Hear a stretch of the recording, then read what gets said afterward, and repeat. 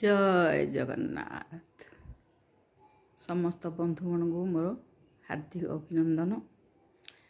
आज मु उपवास विषय रे आपण किछि अवगत करिवार धृष्टता करिछि।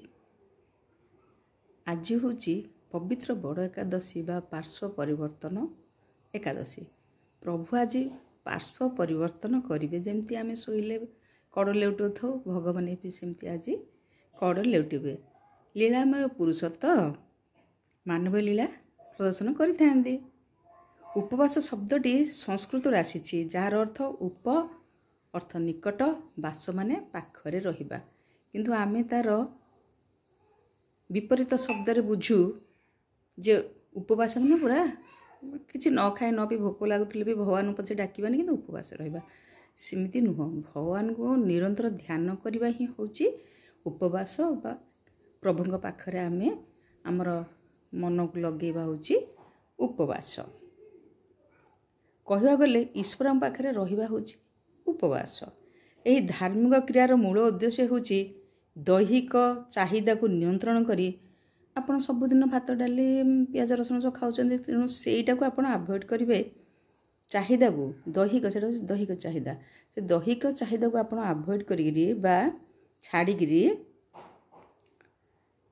नियंत्रण करी आत्म और ईश्वर मध्य गभीर संजोग स्थापन करने होचे यही उपवासर उद्देश्य। आ गोटे तार उद्देश्य है धार्मिक शुद्धि, मानसिक और आत्मिक अनुशासन, शरीर शुद्धिकरण, इच्छा शक्ति वृद्धि एवं संकल्प दृढ़ता। यह भी हूँ गोटे उपवासर आ गोटे पार्श्व। उपवास चारि प्रकार आज्ञा।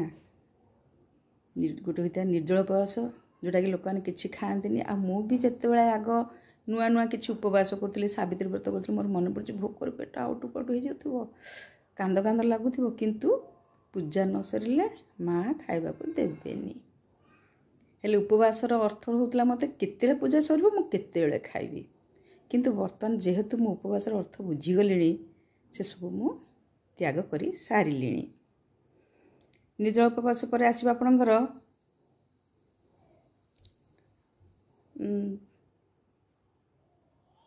फलाहार उपवास। फल आपण किसी फल भी खाई परिबे दिन को माने दी थर कि तीन थर आपण फल जदि नेबे फल नहीं परिबे।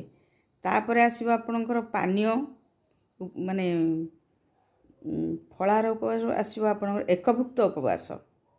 एकभुक्त उपवास रे आपण दिन को थरे ही खाद्य ग्रहण करिवे। तापर आपणकर आसीबो